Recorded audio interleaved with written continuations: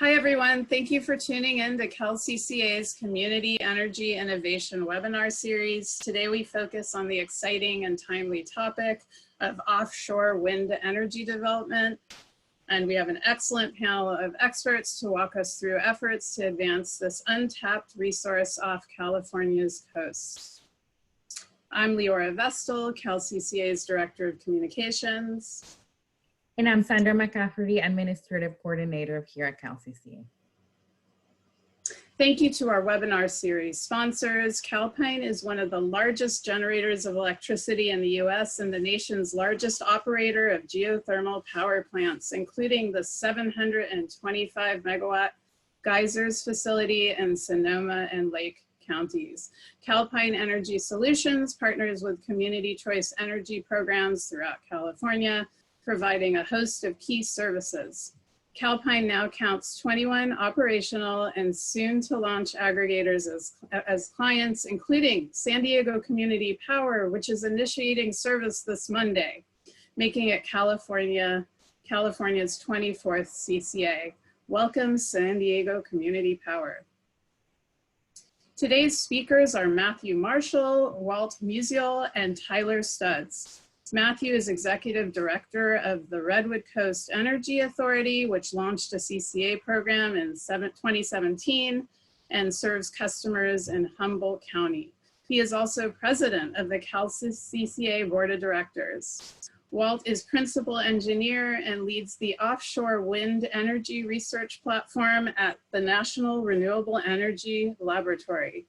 Tyler Studs is head of offshore wind business development for Ocean Winds on the West Coast. Ocean Winds is a joint venture to develop offshore wind globally between EDP Renewables and ENGIE.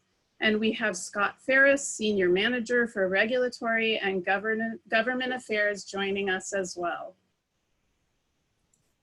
Today's webinar is being recorded and all participants will be in listen-only mode. Please use the Q&A on your screen to type in questions at any time. A Q&A with our speakers will follow after the presentation. Please take it away, Matthew. Great. Thanks. As noted, I'm Matthew Marshall. I'm the Executive Director of the Redwood Coast Energy Authority. And I'm going to kick things off with a little bit of context for what we're up to as a CCA, very much interested in offshore wind, and a little bit on why we're interested and why we're focused on it here. Next slide, please. So, we've been actively pursuing offshore wind for a couple years now, and for many years before that, the wind potential was there, but we've really kind of in earnest started to work on this, and that really kicked off in 2018. We issued a request for qualifications for development partners, realizing that we wanted to see sort of a community-driven process to develop this in our area. But also realizing that we needed some highly capable partners to do that, and so as a result of that request for qualifications, which had a very strong response from international offshore wind developers, we ended up working with a team of companies that include Ocean Winds, and Tyler will be presenting next, representing them, as well as Aker Offshore Wind, which is the parent is in Norway, and then the technology provider is Principal Power that develops the floating foundation technology we're looking to use, and they're actually a Bay Area, California-based company. And so the sort of first thing we did as a consortium of partners was submit a lease request to the Bureau of Ocean Energy Management, and Tyler, I think, is going to talk a little bit more about their process. The map on the right, the inner sort of hashed blue area, is the lease request we submitted, and then fairly promptly after we submitted that lease request, BOEM developed with a more formal call area that sort of encompasses it, as you can see, which is the black outline. And so that Humboldt call area and two areas on the Central Coast was what BOEM has identified for potential initial ocean leasing sites for offshore wind. And so we're interested in looking at something in the range of 120 to 150 megawatt project. which would be about 25 miles off the coast of Eureka in this call area. Next slide, please. So, why are we interested in this? I think if you're not already familiar with the sort of West Coast offshore wind potential, we really have a world-class wind resource, and you'll hear more about how world-class that is. And the technology is also now available. The picture in the background of this slide is a photograph of a floating wind turbine being tugged out to sea for deployment, and so it's not science fiction technology. With a number of projects in Europe and a lot of pilot work, the technology is kind of gotten ready for prime time. And our water is deep off the West Coast, so it requires floating foundations, unlike the East Coast or much of the development in Europe and other places that have primarily started with fixed bottom offshore wind. We're going to need to go with floating foundations, but luckily Europe is several years ahead of us in developing this technology. Although, like I said, Principal Power, the developer of these foundations that are in my slides, is a California-based company, even though all their projects have been in Europe so far. And then the capacity factor of wind is quite excellent, and the peak periods that the wind delivers in is a good fit. I've got a couple of slides illustrating that. And then, particularly for our area, we're excited about the economic development potential, revitalizing our harbor and potentially seeing, jobs associated with this new sector. Next slide. So kind of touching on the capacity factor and sort of what the average profile of wind looks like, and this is an NREL study, and it's great that we have Walt here, because a lot of the good research that's been done over the last few years, he's been in the driver's seat of that. So the map on the left sort of shows some sites. It's numbered from 1 is at the bottom, then 2, 3, 4, 5, 6 up to the top. And so on the graph, you can see the lines just represent the profiles, and if the text is too small, the light blue, green is site number 3, which I'm going to talk about next. So this green profile is down here, and then the last two, the light blue and light orange, are the Northern California sites, which are up here, and you can see that these average profiles are a nice picture when you think about solar. And next slide, please. If you kind of look at wind for all these sites up and down the coast, you're seeing this evening peak, which is obviously desirable from a grid standpoint. The wind's kicking up in the early evening hours, early afternoon, and into the evening. And so for all these sites, you're seeing a nice profile. So if we go back to this green line, which is the location down sort of in the Morro Bay area. Next slide, please. This is a sort of a comparison of wind to other sites, and this graph was developed by Castle Wind, or working with consultants for Castle Wind, which is one of the developers looking at the Central Coast. And so this blue line is the same, basically close to the same green line on that previous graph. And it's a site down in this area. This map is just the wind resource, and a lot of times the offshore wind maps don't show the land-based wind. And so I think the typical maps you look at, if you think of land-based wind, you can see just the magnitude of the resource off the coast. And so some of these other kind of resources, you've got the dotted line here is Wyoming, onshore land-based wind. The California solar, everyone's familiar with that shape, and then this is the Resolve model energy pricing. And so you can kind of see that offshore wind compared to these other California onshore wind is this, so the onshore wind resource also has a good shape compared to solar, but just the capacity factor of offshore wind is much higher. And again, this is was the lowest line on that graph on the previous one, and as you can see, it's greatly superior to onshore wind as far as capacity. Next slide. I think that was my last one. You're going to hear a little bit more about the status of the technology. This is again is a real photograph of a floating wind farm off the coast of Portugal that Ocean Wind and others developed. These are using the Principal Power foundations, and so the technology has gotten to the point where it's actually ready for commercialization, and so we're excited to hopefully see that move forward both on the North Coast, but also just across the state. And with that, I'm going to hand it over to Tyler to take it away. Thank you very much, Matthew. We can just jump right into the next slide already here. Okay, wonderful. Well, thanks everyone for joining.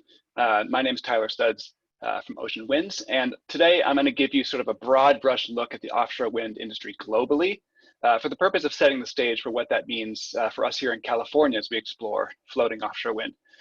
I'm going to sort of take you over at a high level some aspects of the technology to give you a better sense of what it looks like and how it works, and also specifically address some of the stakeholder concerns, that are necessarily raised and should be raised about a new technology in a new environment. So we'll specifically focus on some strategies that we have to be addressing those, and lastly, going to spend some time talking about some recently introduced legislation specifically related to offshore wind that some of you might be familiar with.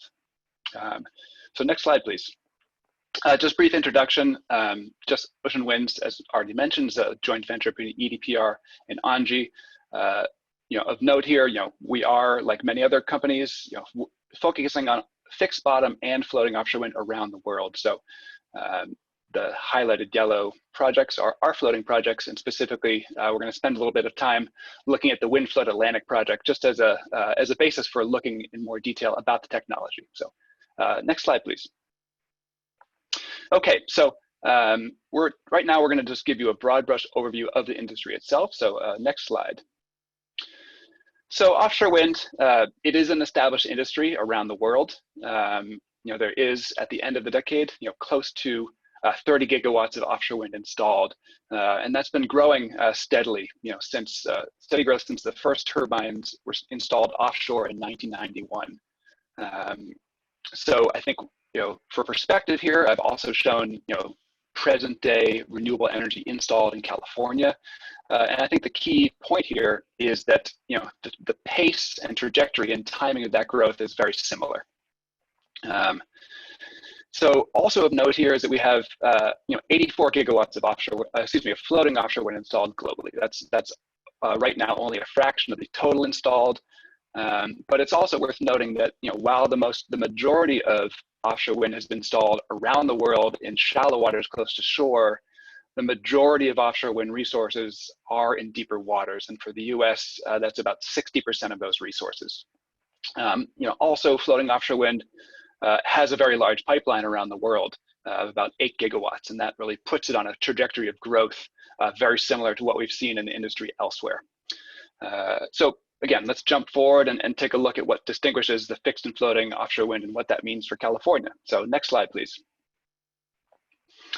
Okay, so as Matthew mentioned, the real basis of difference here is the depth of the water.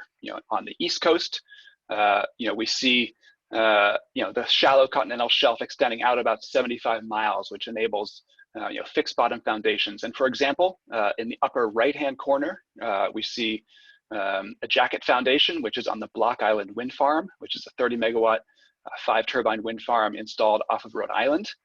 And then on the bottom, again, there's the WindFloat Atlantic project. And I just want to note here that there's, a variety of different floating offshore wind foundation types.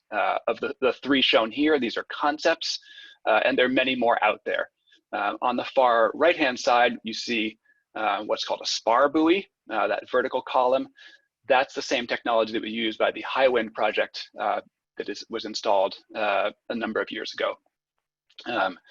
So again, this is sort of the key differentiator between floating and fixed, but it's really worth noting that above the water, it's relatively the same technology. So let's take a look at the next slide so we can look at offshore wind turbines. So what we see here is the growth of turbines, both onshore and offshore, over many years. And I think there's sort of a couple key features here.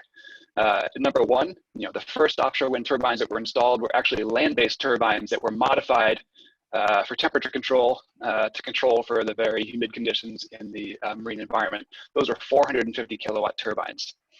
Today we have turbines that are specifically built for the marine environment. And as is clear from this graph, this table and figure, those turbines have grown to be an extremely large size. So today, we have the largest commercially available turbine, which is 12 megawatts, and there's been a recently announced 15 megawatt turbine. Just to put these in perspective, I had the benefit of seeing one of the largest blades currently available being tested in Boston, and that's a 107-meter blade. That was being tested at the Wind Technology Testing Center in Boston. That was built, 10 years ago to test 90-meter blades that didn't exist then. So in order to fit that in the building, they actually had to trim off the end of it. It was very, very impressive to see. And another key point here is this growth in turbine size, has been one of the key drivers over the last decade in the cost reductions of offshore wind. And of course, Walt is going to talk more about that later, and is, I think, best suited to talk about a lot of these technology trends. But for right now, we've looked at the foundations, we've looked at the turbines. So let's take a look at our next slide here and see how this all fits together.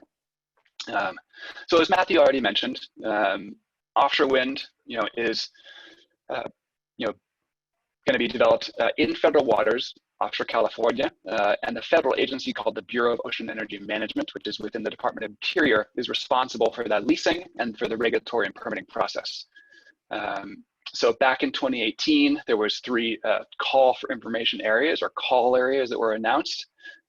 We have the Humboldt area up north, and then Matthew already mentioned there's the Central Coast, Morro Bay, and Diablo Canyon. What's been happening since 2018? Well, there's been a lot of negotiations between the Department of Interior, BOEM, and the Department of Defense, which is very active on the Central Coast. So there's been a lot of negotiations to identify suitable sea space for development offshore wind, that doesn't conflict with existing DoD activities.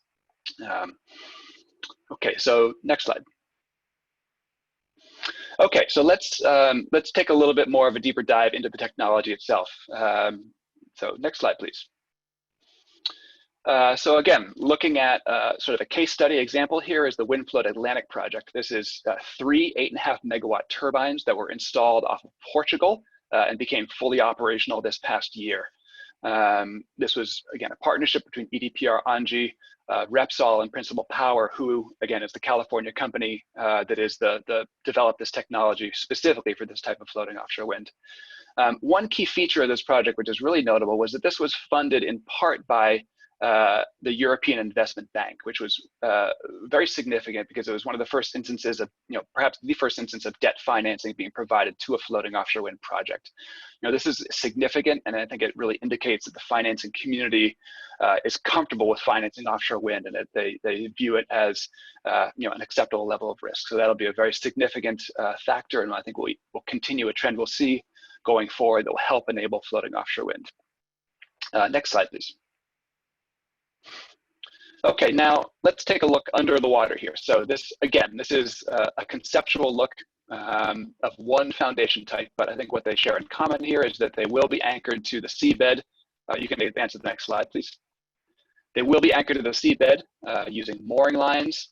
The power between turbines will be connected by inter-array cables that will oftentimes extend to the sea floor. You can see that there's some yellow floaties on there, or buoyancy models, which are intended to allow those dynamic cables to move and to float, and to allow kind of minimize that movement of the cables along the seafloor. Lastly, or I guess also, the turbines will be spaced about a mile apart. Again, this is different for every project and different for every turbine size, but that's, I think, maybe a rule of thumb right now. You can expect that they're quite far apart. And for those of you who can see, there's sort of a small vessel in the middle there, just to try and put that into perspective. And the power will be exported to shore via an export cable, where it will interconnect into the grid. So next slide, please.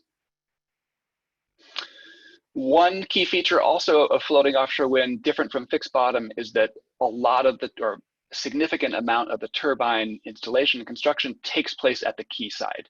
So here again, this is the Windfloat Atlantic project in the port of Ferrol in Spain. And you can see one wind float unit that's been fully assembled, but also staged up are other turbine and blade components and the nacelle. And you can see a large crane where that is, those are being lifted into place and fully commissioned or commissioned at the shore side. So that's very significant. I think this is distinct from many of you who may be familiar with fixed bottom offshore wind, which requires very expensive jackup vessels for construction installation offshore. So this is something that we can anticipate for California. And next slide, please. So what does that look like? Obviously, ports are a very key part of enabling the industry, not only for doing the work that I described, but also for attracting the supply chain and supporting jobs and economic development. This graphic was developed by our friends at Aker Solutions, and it shows a conceptual layout of a port facility within Humboldt Bay with what is currently the Redwood Marine Terminal 1. What's important to note here is that what looks like if anyone has ever seen an offshore wind port, it doesn't look like a lot. It's a flat surface, but they're required to be extremely engineered so they can sustain very heavy loads of moving components around by crane. So while it looks simple, it is, in fact, very heavily engineered and very important to have it that way to enable those construction activities that we mentioned. One aside that I'll share is that in Massachusetts, where a specialized port facility called New Bedford Marine Commerce Terminal was developed, to support the offshore wind industry, the port was invested in and funded by the state of Massachusetts, before there was really even an offshore wind industry that was being developed. And it was done so, based on this speculative view that it was a key piece of infrastructure. And once offshore wind companies started locating in Massachusetts, one indicated to my colleagues in Massachusetts at the time that the fact that infrastructure was there, was a key signal to them that the state was serious about attracting offshore wind business and also the associated supply chain and jobs that will build up around the ports and elsewhere. So again, this is a very key part of the process, and we'll talk more about this when we touch on legislation here. So next slide.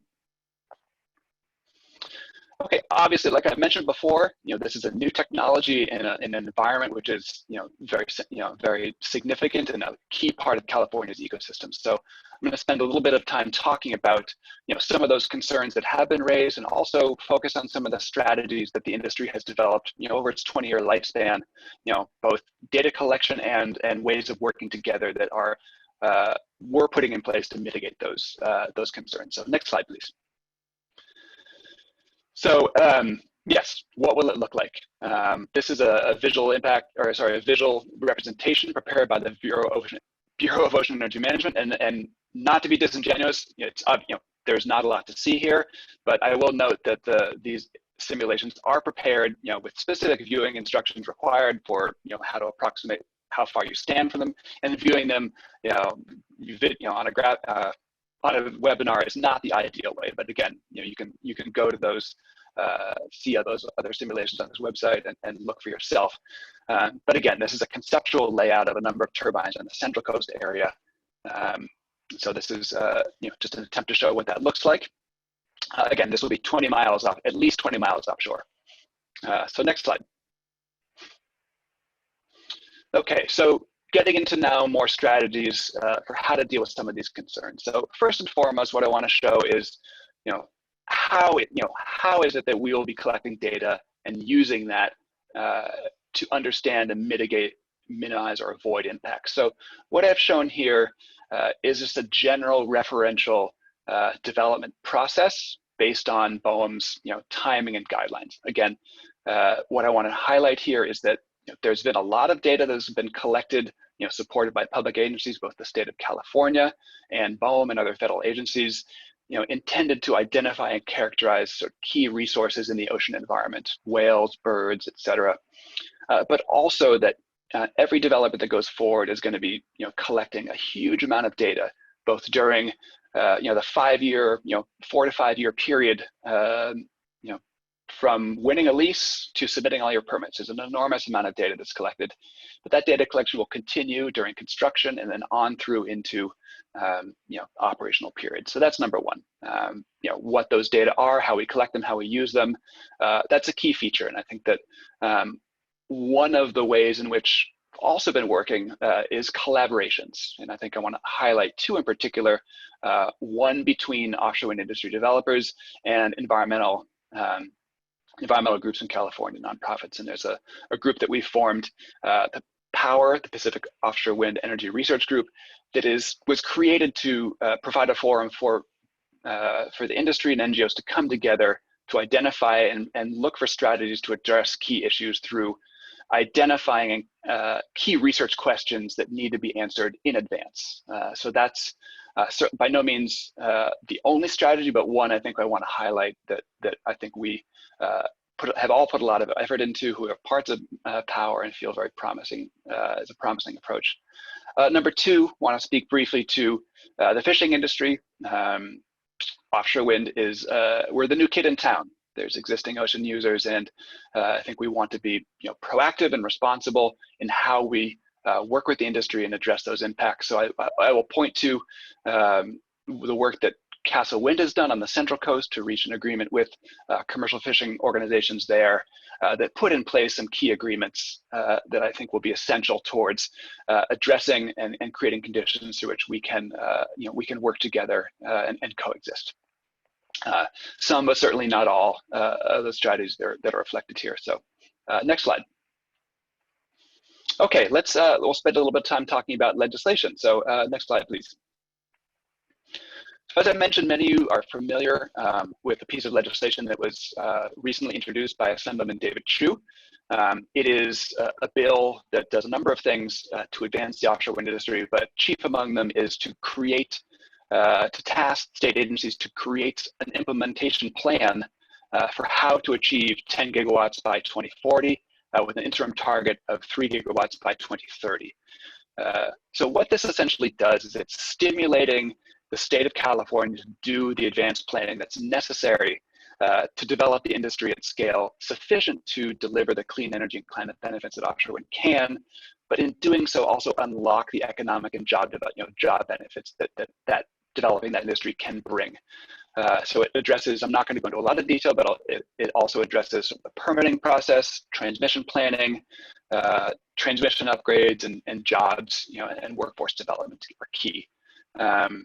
Also very important, it provides some specifications as well for how the industry develops to mitigate and minimize environmental impacts.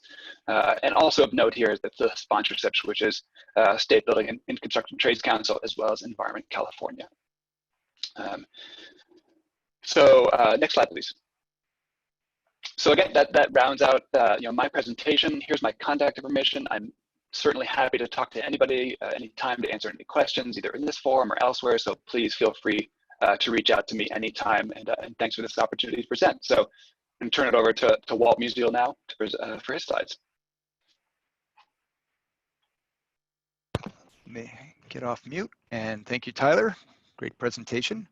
Okay, now I'm going to finish this series up with a talk on the cost of this floating technology. And I'll start off by just saying that, floating wind technology is very similar to the fixed bed technologies that we're seeing, but it's the technology lags in its maturity. And what we're finding is that the costs of floating offshore wind can be equal to, or even better possibly, than the costs of the more mature fixed bottom technologies that we're seeing. But of course, that because we only have 84 megawatts installed so far, less than 1% of the total capacity, those costs still need to be validated. But what I'm going to talk about, next slide, please, is a report that we did, and we published it at the end of this past year. It talks about what it does is it models the cost of floating offshore wind in the state of California. This is a statewide study. It was sponsored by the Bureau of Ocean Energy Management, and we worked on it for a couple of years. one of the main objectives was to coordinate with the California Public Utilities Commission, CPUC, and CAISO, so that we could use the inputs for this report, use the output of the report as inputs to the state's IRP planning process, which, as many of you know, is an ongoing process. It's a 2-year cycle, and the data that we produced for this report is now coordinated and phased in a way to enter into the process for this year, which will begin shortly. The study is not a marine spatial planning exercise, so even though we do identify sites, we haven't done the hard work that is necessary to vet those sites for a lot of the conflicting use and environmental issues that might arise. But we do, and you'll see that there are 5 study areas that were chosen. So when we chose them so that we could model the costs at specific locations. And if you want to review this report, which is too much to go into in this this talk, there's the URL, so you can download it and read the whole report if you want to.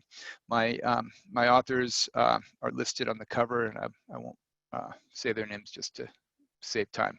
Next slide, please. So when we did this study, this is really an update to a previous study, and some of that work was shown in Matthew's presentation. But we now have this industry is evolving so quickly that anything that was done 4 years ago is out of date now, and and so this is our next pass, and it's a much more detailed and updated version of the report that we did in 2016. This was published in 2020, this past year. It incorporates a brand new updated California, we call it the CA20 wind resource assessment, which is, it takes the previous 7-year record and extends it for 20 years, and it's 5-minute time steps, and uses much more rigorous ensemble average data so that we look at the resource for the whole state in a much more detailed way. And the good news was that we did find an increase in the resource than we had previously thought. And a lot of this is, not validated yet because we haven't got the ocean measurements to back it up, but this is using a much more comprehensive model. We've also increased our fidelity on measuring wake losses or estimating wake losses. We increased the plant size to 1,000 megawatts. So we're looking at gigawatt size. This is all commercial scale. We looked at turbine growth, and this has been very tricky, as you know, in the industry. Turbines are getting bigger. The industry is counting now on the next generation, which is growing to 15 megawatts, and we assume that would be available on the market commercially for projects going in the water and turning on in 2032.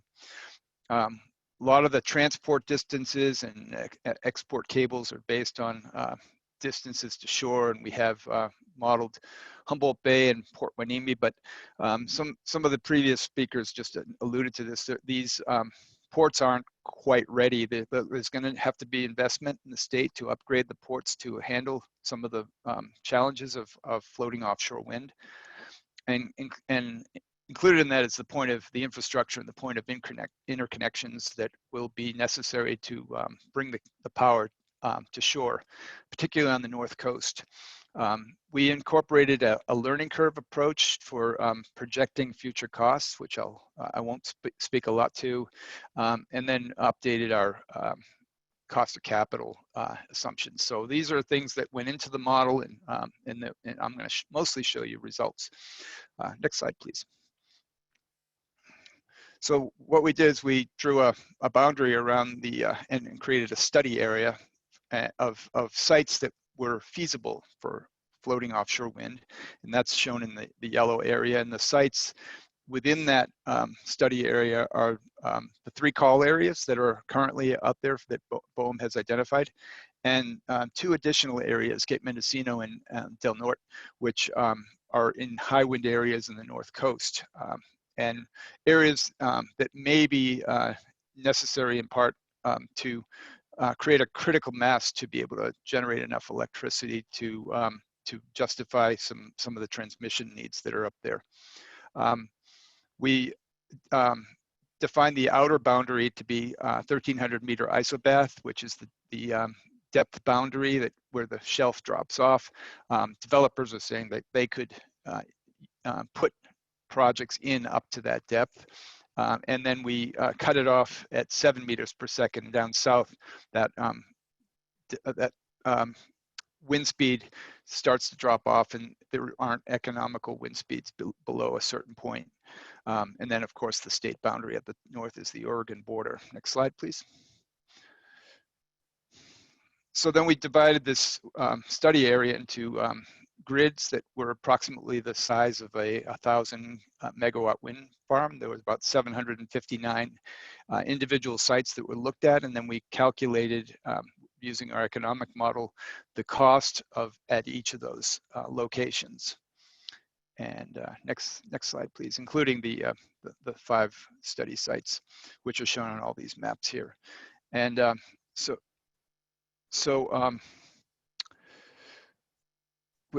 just to, I think I've already kind of described this, but the 5 study areas are shown in the dark green are the call areas, and the lighter green are the other areas of interest that we looked at. And yeah, next slide, please. This is really a map showing the transmission, and it highlights the fact that most of the transmission that's been built, as you'd probably guess, is in the southern part of the state. Central Coast has good access through Diablo Canyon, which will be retiring soon, and Morro Bay Power Plant, which has grid connections there. There's very little in the north, though, that can carry large-scale, gigawatt-scale offshore wind down to the heavy loads in like the Bay Area and other places. So there'll be a challenge to get that power down, and I think that it'll take a coordinated effort, and the state should be thinking about how to address that, I think. I don't have a lot more that I want to get into in that, but the cost study that we did does not calculate the cost of that bulk transmission that needs to be developed. So from that standpoint, the Central Coast is going to be an easier lift in terms of the utility scale bulk transmission. Next slide, please.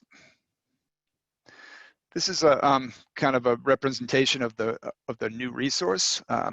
Certainly, looking at the North Coast, that's the dominant location of a lot of the resource, although the resource is good in the Central Coast as well, all the way down to the Channel Islands.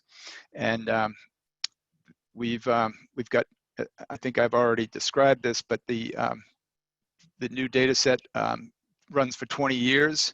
It's got a 5-minute time step, so it's much more suited to being able to compare to load and to parameters like the duck curve that have caused the need for some diversity in the resource, which offshore wind can provide. Next slide, please. So we went into the cost study, and this is just a real refresher that the levelized cost of energy is like the unit cost that a project can deliver over its lifetime, taking into account the fixed charge rate, the CapEx, the operating expenses, and the whole thing is divided by the annual energy production. And so it's all, energy is key, and LCOE is how we measure, one of the ways we measure cost and cost viability. Next slide, please. This is just a sample of the results that we calculated, looking at the 5 different sites. The 2 curves on the top are the Central Coast. Mainly they're a little higher because of the resource being a little bit lower. But you can see by 2032, all of these projects have costs that are near 60 or below $60 per megawatt hour. And that's where these trajectories are holding true for for fixed bottom systems in a similar way. Next slide, please. This is just my final wrap up, and these are looking at the key parameters, the capacity factors, the CapEx, the OpEx, and the LCOE. Looking and comparing, the column on the left is what is in the IRP model today, and the column on the right is the proposed numbers for going into the revised IRP model that will be run in the next cycle. And I'm not going to read all those off, but it's in the presentation, and you can see that at least for this round, the cost projections are lower than what's in the model right now, and perhaps will cause the capacity expansion models to choose offshore wind in a slightly bigger way. And next slide, I think that's the wrap up. And I was going fast on purpose, but I'll turn it over to Leora now for questions. Wow, thank you so much, Walt, Matthew, and Tyler. That was a real great overview, very comprehensive. And I do see some questions. Folks, please put your questions in the Q&A, not the chat, so they're all in one place. I see a couple questions about cost, but they came in before you had gone over those last two slides. So I'm not sure, for one, I hope I'm saying your name correctly. If you have like a more specific question based on what you've seen at the end of the presentation, please type that in.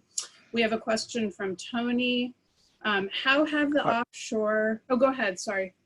I just would want to ask the clarifying question, because he's asking about price, and I was providing cost numbers. So I don't know if the price, if we're saying the same thing, but the price is not the same thing as the cost, and there may be a nuance there that that I can't provide the prices right now on the price of electricities off the top of my head, but that would be a question back to the. Good point, good point. If anyone wants to weigh in, I don't know if we have some European figures, or Tyler, do you have any info on price of this electricity? You know, I'm not going to offer. I think there's a lot of differences in the markets, but you know, I think that you know, there's a lot of good references out there for different European markets that I think we can follow up and provide references to. Cool. Yeah. Okay, from Tony, how have the offshore 100-meter elevation wind speeds been measured between 2000 and 2019?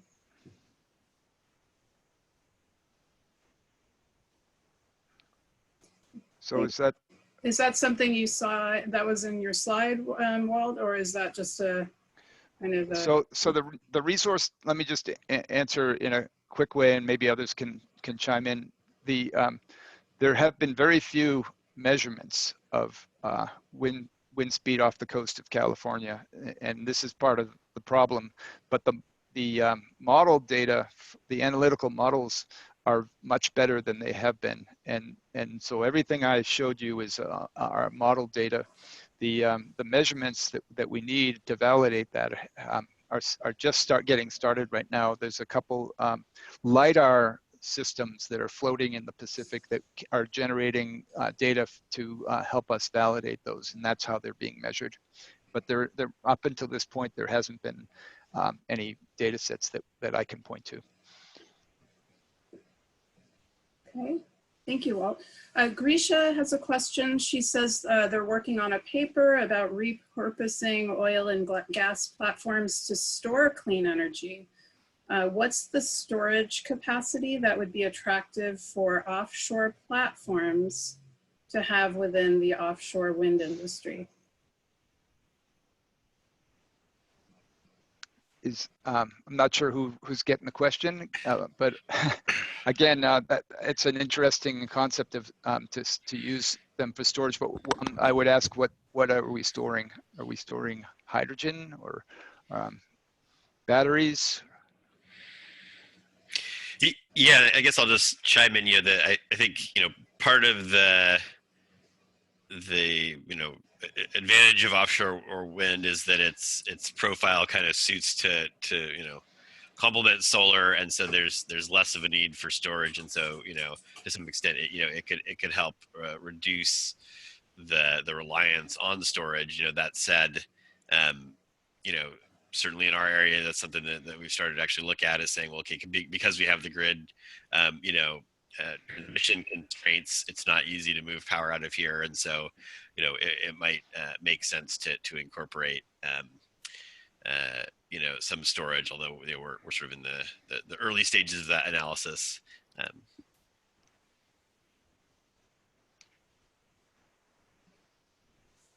Okay, thank you, Matthew. Some questions about, I don't know if this, Walt maybe can answer this question, total cost that comes from laying the cable, the export cable. And then there's a couple more, maybe we'll take them one by one. I can't give you numbers off the top of my head for export cables in the model that we use, and we make assumptions about what the export cable will cost. It's the export cable is very similar in cost to the export cables that we know, and we have validation data for the fixed bottom systems, because they'll use the same after you leave the substation, it's approximately the same cost. It's mostly a function of distance and the capacity of the power plant. Okay, and then a question about what are the hurdles to placing these turbines or turbines much further from shore than these initial sites? Are there legislative hurdles or purely economic hurdles? That's from Brian. Sure, I could speak to that question. So I'd say that primarily right now, I think there's two key ones. It's sort of I don't know if you can say regulatory or policy, but it's the actual effort to identify new areas within federal waters, which goes through a sort of a intergovernmental task force run by BOEM that has representation from state, local, and tribal governments. That's a multi-year process. So typically that's something that the state requests, forming a task force, and then the initiative to go about and find new areas.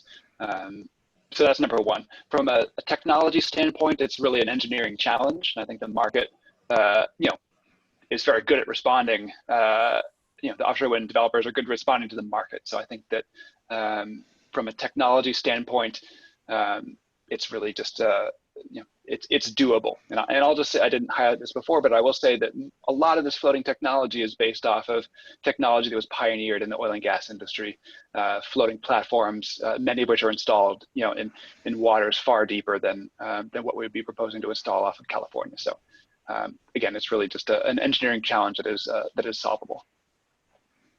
Great, thank you, Tyler. I was just going to add, I think Walt mentioned, in their study area, there's sort of the squiggly line that goes down the coast and pokes out in different places, and that's really, is based off of the water depth of, when you start getting close to a mile, deep, it's more challenging, and so I think that's, like Tyler said, that sort of current planning is based off of, our water's deep compared to the East Coast, but then it gets really deep if you start going, much farther out. Yep. And there's no hard limit where you say this is the maximum we can go to. It just becomes more expensive, and there's diminishing returns because it drops off so fast. So we just drew the line at 1,300 because that's what some of the developers were saying is a reasonable limit, but it's possible you could go even further, probably. Great. From Renee, what are some of the transmission concepts being discussed from the Humboldt area to grid? Yeah, maybe you want to take that. Yeah, there's basically kind of two options. One is going overland and connecting to the Central Valley, which is where our current much smaller than what is required transmission lines go. you know, and that would, you know, potentially go south. And the Schatz Energy Research Center at Humboldt State University, with funding from BOEM in the state, you know, has done a number of studies kind of looking at the Humboldt area, you know, and a range of topics from environmental considerations to port infrastructure to transmission costs. The other option besides a traditional overland transmission line would be doing a subsea transmission line down the coast and connecting, you know, to the larger grid south of Humboldt. We were joking about Paul Revere, you know, 1 if by land and 2 if by sea, and it's probably 1 billion by land and 2 billion by sea. So it's you know, it's going to be, you know, a costly thing, and that's where, you know, I think, you know, we're looking at trying to do something sooner rather than later. But, you know, you'll notice that the project we're contemplating isn't a gigawatt because you know, it's going to take a lot of investment in the Humboldt area to get that transmission connection. And I just speak for myself, I think we can get something, you know, within our transmission constraints done, you know, hopefully sooner rather than later. I think, you know, probably something at a larger scale, sort of a full commercial offshore wind scale is more likely to, you know, happen on the Central Coast first. And then, you know, it was the best, you know, hundreds of millions or billions of dollars in transmission until there's some floating wind turbines in California, just to make sure that, you know, everything that we're hoping it is. And so, if I was gonna, I might say, you know, small project might be first, a full sort of commercial scale project or projects on the Central Coast, and then maybe that's when we'll see some momentum. But, you know, I think it's not too soon to start planning for that, because, you know, if we want to really tap into this in a realistic near-term time frame for our climate goals, you know, we're gonna have to start working on the future things. Thank you, Matthew. This might be, oh, go ahead, sorry. I was just going to add, and I agree with everything Matthew said, just to add one more. I think that, you know, we've seen precedent on land for such transmission investments like Sunrise Power Link and Tehachapi, where they were used to, you know, proactively unlock, you know, very high quality resources. So I think that, you know, the potential costs that Matthew cited for doing a broader transmission build out to unlock the value of those resources up in Humboldt and up north is really on par with those other investments of transmission elsewhere. Okay, Matthew, thank you, Tyler. This one might be a Matthew question too. Sort of some portfolio planning. If the pilot project is operating, could Humboldt cease burning natural gas and biomass? Yeah, so without getting too into the details of that, you know, our current local generation is predominantly a PG&E natural gas plant, and then, you know, right now there's one operating biomass plant. You know, the PG&E plant is a reliability resource, and so, you know, we don't control, you know, whether they are on or off. That's up to PG&E and the grid operators. But you know, this certainly would displace the need for, you know, those sources. You know, now again, the wind doesn't blow 100% of the time, so, you know, I think there's still going to be reliability challenges. If, you know, even the wind is very consistent, it's a base load resource. So that's where, you know, storage might also play in if we're trying to, you know, go fully 100% decarbonized in Humboldt County. We would probably have to incorporate some pretty significant storage. But the scale, you know, the 150 megawatt wind project is that's what the PG&E natural gas plant is, 160 some megawatts. So it's a comparable scale facility. Okay, thank you, Matthew. A maintenance question. How is it handled? Is that done all offshore? Tyler, you want to take that? Yeah, that's a great question. Yep. The short answer is yes and no. A lot of the regular maintenance, which is done offshore, sort of regular, you know, maintaining the machines. What we call sort of larger corrective failures of you know, having to repair a blade or fix, you know, some of the larger components. Typically, the concept is those are, you know, the turbines can be towed to shore and worked on there. Again, this is another differentiating factor between fixed bottom and offshore. But it's a, again, as Walt mentioned, the floating offshore industry is progressing rapidly. I think this is one of the innovations that we're seeing is, how to control those costs over and those maintenance over that, 25 to 30 year lifespan. So I think you'll see a lot of new innovations in how work is done offshore for O&M.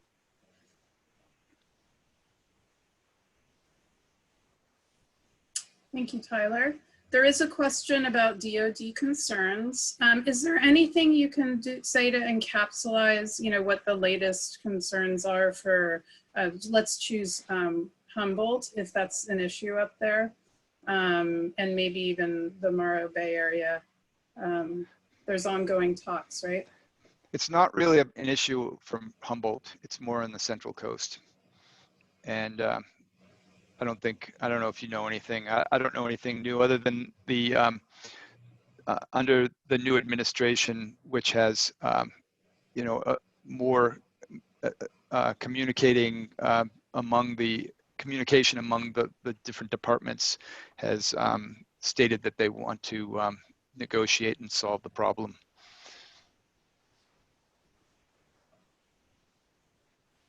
Okay, thank you, Walt. There is a question. William wants to know if there's any figures for construction and ongoing jobs that the project in Humboldt could create, and also what kinds of jobs. Sure, I can speak to that. So I didn't include any job numbers. There are a number of references that are out there that are very good. Humboldt State, American Jobs Project, I think NREL, Walt's team has also produced some very good numbers. They're all based on a lot of different assumptions. But I think so the key focus on jobs is during the construction phase. Obviously a lot you saw in port of, moving components, installing components, a lot of work on the water with vessels. But also, there's the question about O&M jobs. The O&M jobs are long-term over the 30-year lifespan of these projects. So those are high, skilled jobs that will be very much in demand. So, but again, I'll sort of highlight the very good resources that have been published that really go into much more detail about kind of specific job types and job numbers. And I'd just add, I think one of the things that the East Coast has been doing is to try to create a pipeline which obviously supports, electricity decarbonization, but it also helps support, fully sort of capitalizing on the economic potential, and so if we just have a 150 megawatt project, obviously you're not going to build a factory to make, 10 components to be done.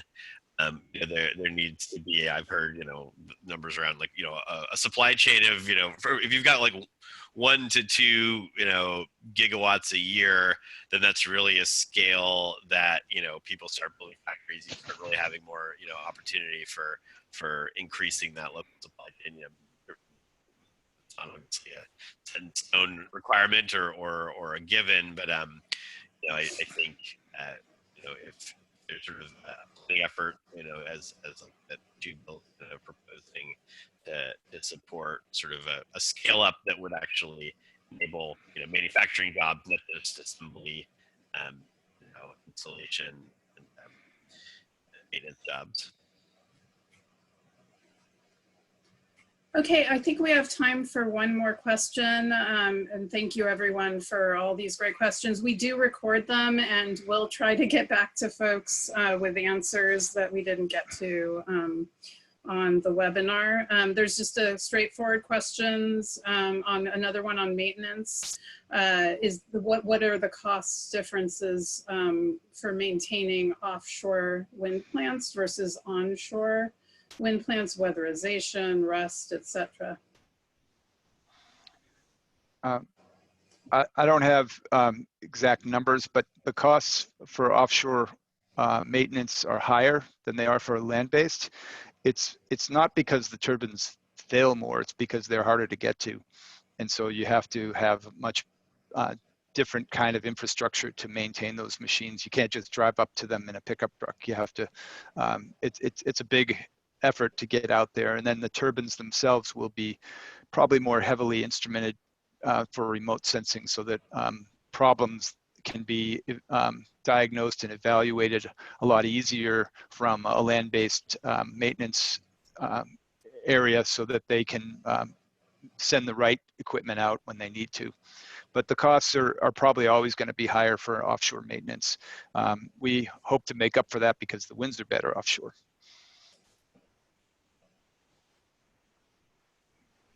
Okay, well, thank you so much, everyone, and to the speakers especially for sharing all your knowledge with everyone today. It's such an interesting and exciting topic.